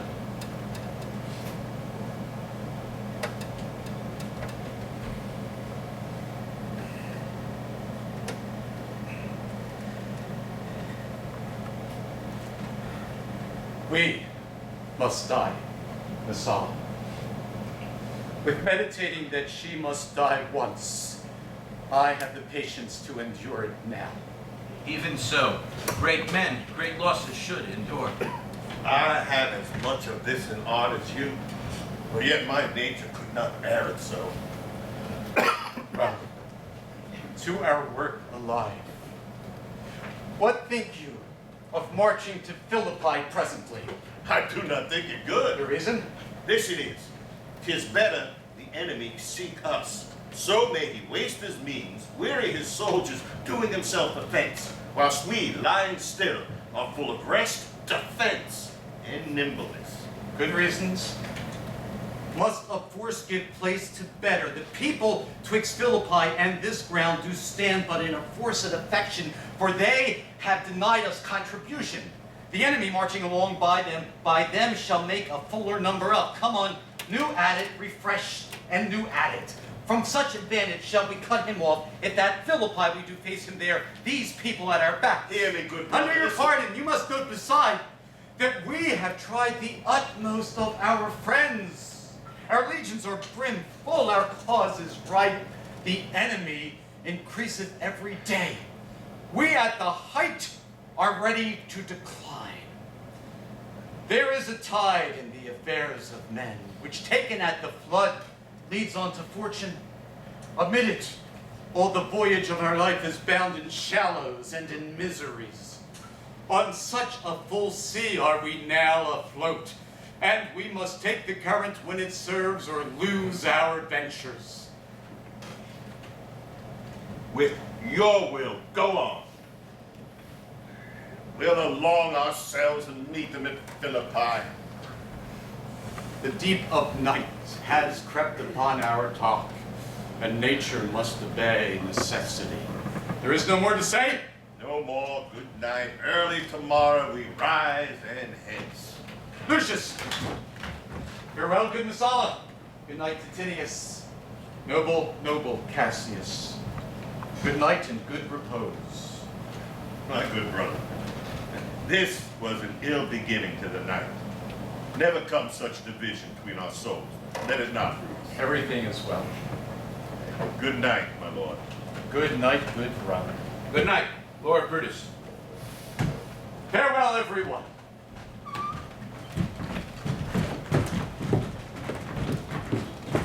Lucius, call Claudius. Claudius!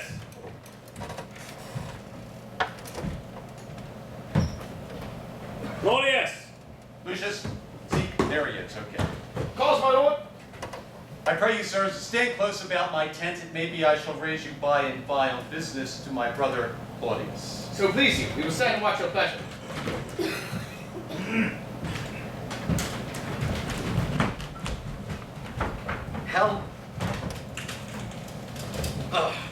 How ill this taper burns. Ha! Who comes here?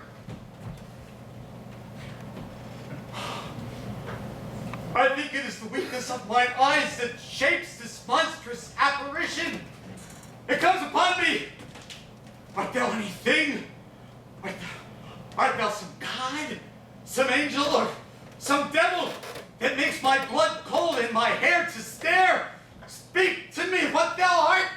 Thy evil spirit, Brutus. Why comest thou?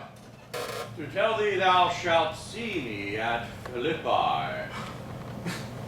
Well, then I shall see thee again. Aye, at Philippi. Why? I will see thee at Philippi then.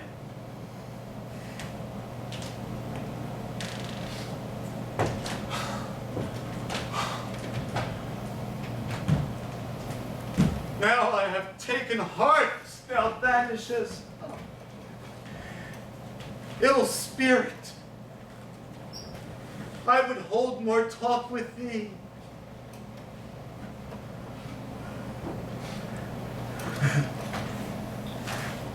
Why, Lucius, Claudius!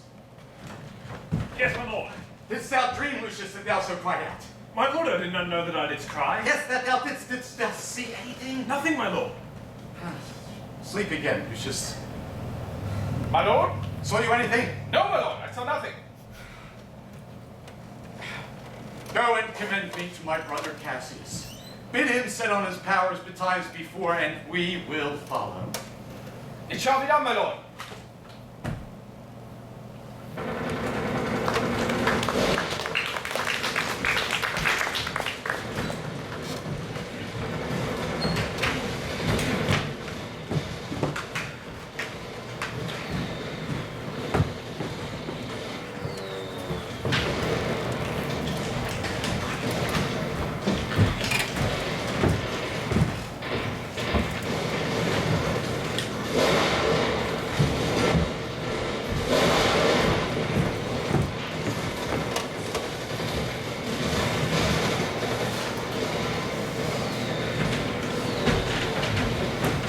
Now, Antony, our hopes are answered.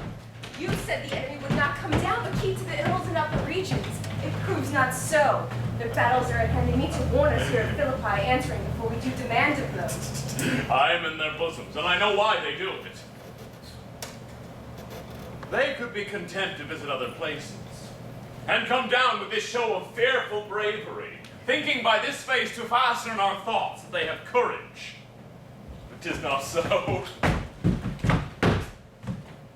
Hear you, generals? The enemy comes on a gallant show. The delay sign of battle is hung out, and something to be done immediately. Octavia, lead your battle softly on the left side of the even field. Upon the right hand, I keep battle left. Why do you cross me in this exigent? I do not cross you, but I will do so. They stand and would have parley. Stand fast, Antonius. We must out and talk. Marc Antony, shall we give the sign of battle? No, Caesar. I will answer on their charge. Make forth the generals without words. Stir not until the signal. Words before blows, is it so, countrymen? Not that we love words better, as you do. Good words are better than bad strokes, Octavia. And your bad strokes you give good words, Brutus. Witness the hole you left in Caesar's heart, crying, "Long live! Hail Caesar!" Antony, the posture of your blows is yet unknown, but for your words, they rob the hibless bees and leave them honeyless. Not stingless, too. Oh yes, and soundless too, for you have stolen their buzzing, Antony, and very wisely threat before you sting. Oh, villains, you did not so. When your vile daggers hacked themselves in the sides of Caesar, you showed your teeth like apes, and fawned like hounds, and bowed like bondmen, kissing Caesar's feet, whilst damned Casca, like a cur, from behind, struck Caesar on the neck. Oh, you flatterers! Flatterers! Blame yourself, Brutus.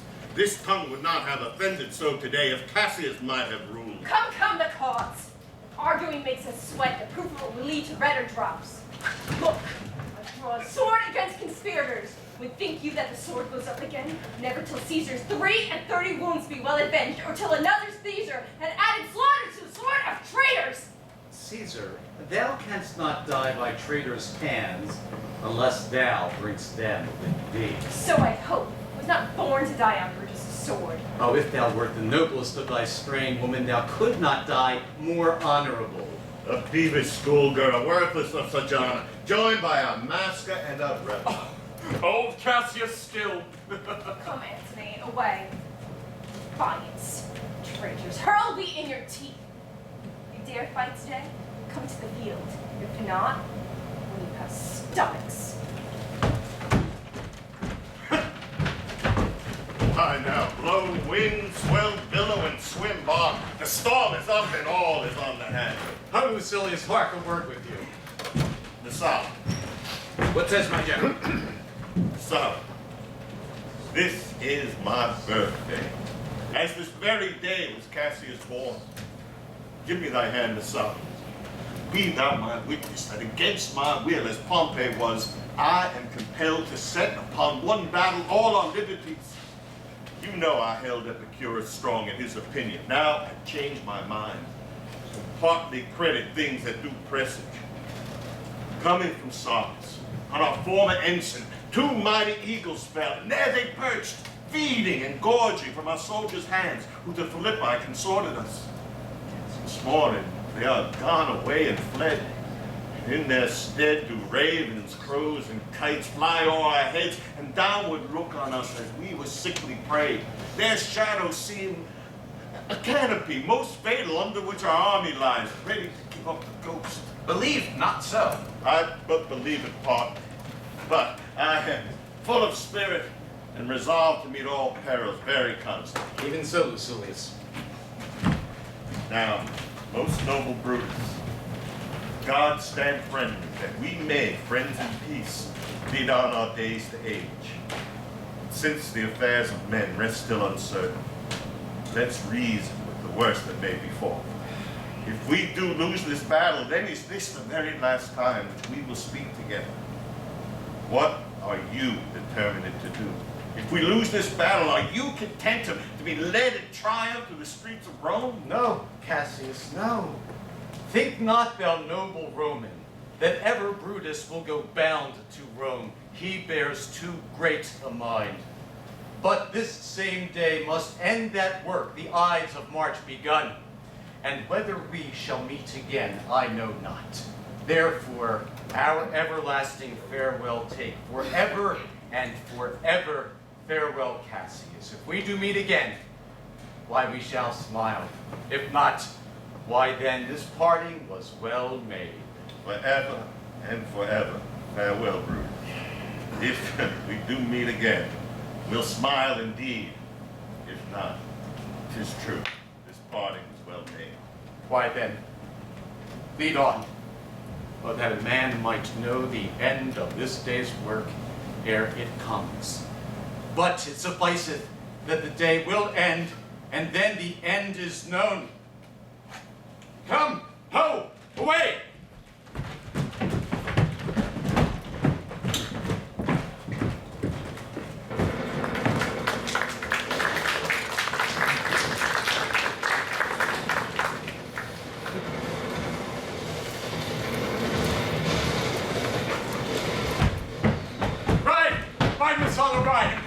Onto the legions on the other side. Let them come on at once, for I perceive but cold demeanor in Octavia's wing, and sudden push gives them the overthrow. Right? By Messala, let them all come down!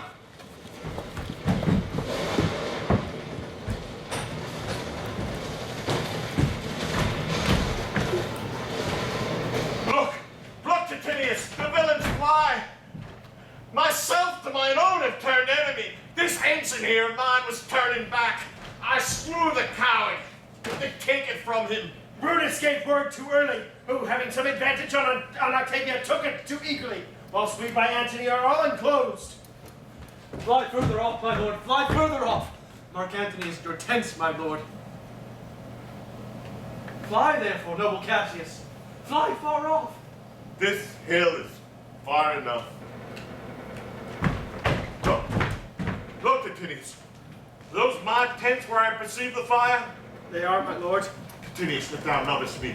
Mount thy horse and hide thy spurs in him, till he bring you to yonder troop and back again, that I may rest assured whether yonder troops are friend or enemy. I will be here, even in an instant. Daenerys, go, get higher on the hill. Sight is ever thick. Regard Titinius and tell me what thou knowest about the field. This day I breathe first. Time has come around. Where I did begin, there will I end. My life has run its compass. What news, Sirrah? Oh, my lord. What news? Titinius is enclosed round about with horsemen that make to him on the spur. Yet he spurs on. Now they are almost on him. Now, Titinius! Now some light. Oh, he lights too. He is tame. And hark, they shout for joy. Come down. Behold no more. Oh, coward that I am, to have lived so long to see my best friend tame before my face.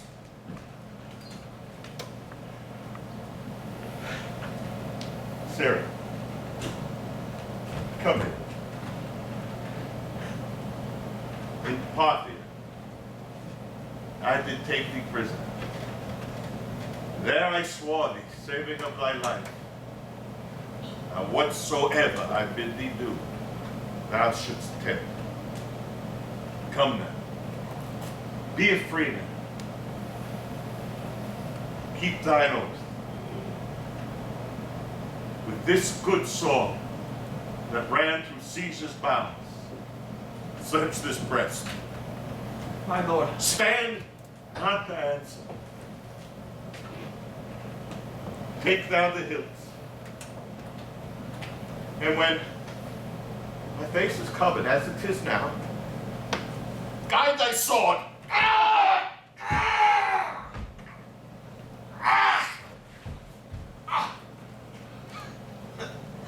Caesar, thou art revenged. Even with the sword that killed me.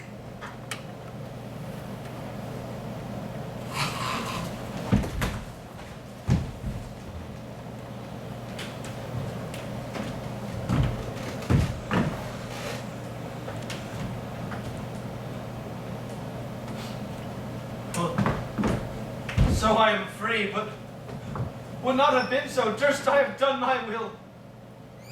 Oh, Cassius.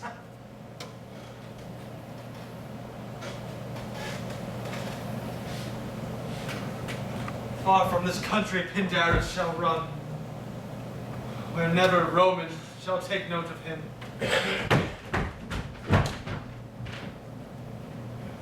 It is but change, Titinius. For Octavia is overthrown by noble Brutus' power, as Cassius' legions are by Antony. These tidings will well comfort Cassius. Where did you leave him? All disconcerts with Pendris' bondsman on this hill. It's not that heathen lies upon the ground. He lies up like the living. Oh, my heart. Is not that he? No. No, this was he, Messala. But Cassius is no more. O setting sun, as in thy red rays thou dost sink tonight, so in Cassius' red blood our day is set. The great sun of Rome is set. Our day is gone. Clouds, dews, and dangers come. Our deeds are done. Mistrust of my success hath done this deed. Mistrust of good success hath done this deed. O hateful error, melancholy's child, why dost thou show to the apt thoughts of men those things that are not? O error, soon conceived, thou never comest to a happy birth, but killest the mother that engendered thee. What Pendris? Where art thou, Pendris? Seek him, Titinius, while I go to meet the noble Brutus, thrusting this report into his ears. And I may say thrusting it, for piercing steel and darts envenomment would be as welcome to the ears of Brutus. Tidings of the sick. I be Messala, and I will seek for Pendris all the while.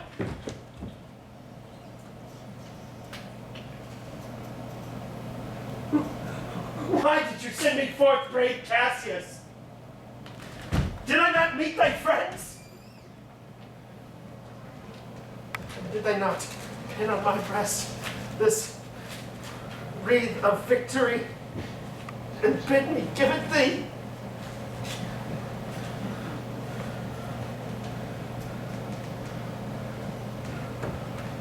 Didst thou not hear their shouts? Alas, thou hast misconstrued everything.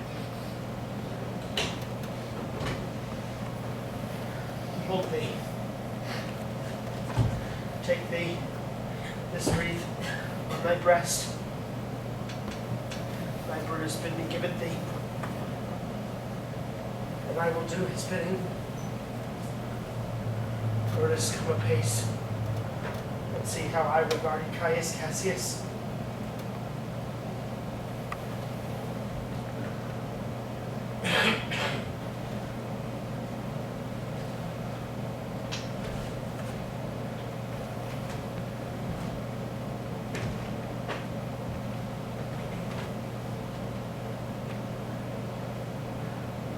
By your leave, gods.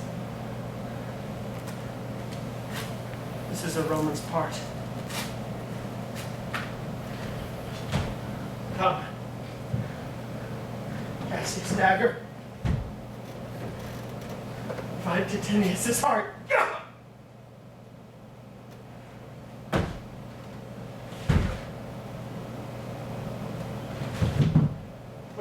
Where does all of this body lie? Lo, yonder, and Titinius mourning. Titinius' face is upward. He is slain. Oh, Julius Caesar, thou art mighty yet. Thy spirit walks abroad and turns our swords in our own proper entrails. Brave Titinius, look where he hath not crowned dead Cassius. Are yet two Romans living such as these, the last of all the Romans? Fare thee well. It is impossible that ever Rome shall breed thy fellow. Friends, I owe more tears to this dead man than you shall see me pay.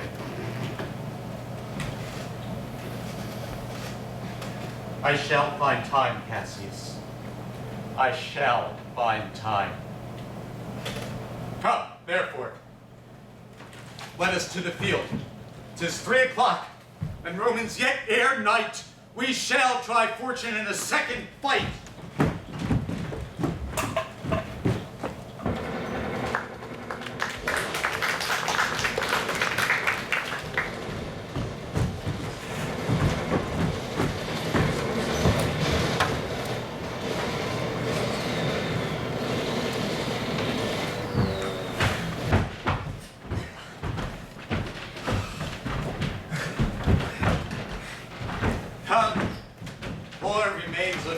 rests on this rock. Come hither, good Lucilius, list a word.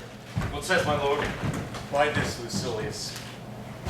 The ghost of Caesar hath appeared to me several times by night, at Sardis once, and this last night here in Philippi fields. I know my hour is come. Not so, my lord. Nay, I am sure it is, Lucilius. Thou seest the world, Lucilius, how it goes. Our enemies have beat us to the pit. It is more worthy to leap in ourselves than tarry till they push us. Good Lucilius, thou knowst that we two went to school together. Even for that, our love of old, I prithee, hold thou my sword hilts whilst I run upon it. Wilt thou? That's not an office for a friend, my lord. Fly, my lord, fly! There is no tarrying here! Farewell to you, and you, and you, Lucilius. Countrymen, my heart doth joy that yet in all my life I found no man but he was true to me. I shall have glory by this losing day more than Octavia and Marc Antony by this vile conquest shall attain unto. So, fare you well at once, for Brutus's tongue hath almost ended his life's history. Night hangs upon mine eyes. My bones would rest that have but labored to attain this hour. Fly, my lord, fly! Hence I will follow. I prithee, Lucius, stay thou by my lord. Thou art a fellow of good respect. Thy life hath had some smash of honor in it. Hold then my sword and turn away thy face while I do run upon it. Wilt thou, Lucius? Give me thy hand first.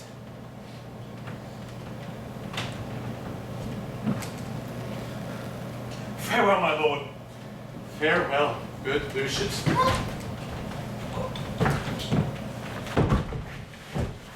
Caesar, now be still. I killed not thee with half so good a will.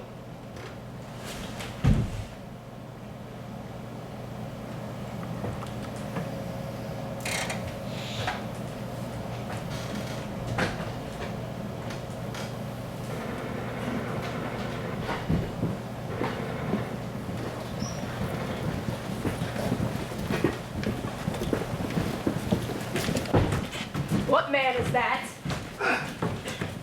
My master's man. Lucius, where is thy master? Free from the bondage you are Consul. The conquerors can make but a fire of him, for Brutus overcame only himself, and no man else was honored by his death. How died my master, Lucius? I held the sword and he did run upon it. This was the noblest Roman of them all. All of the conspirators, save only he, did what they did in envy of great Caesar. He only with a general honest thought and common good to all made one of them. His life was gentle, and the elements so mixed in him that nature might stand up and say to all the world, this was a man. According to his virtue, let us use him. Within my tent his bones shall lie tonight. So call the field to rest and let's away, to part the glories of this happy day.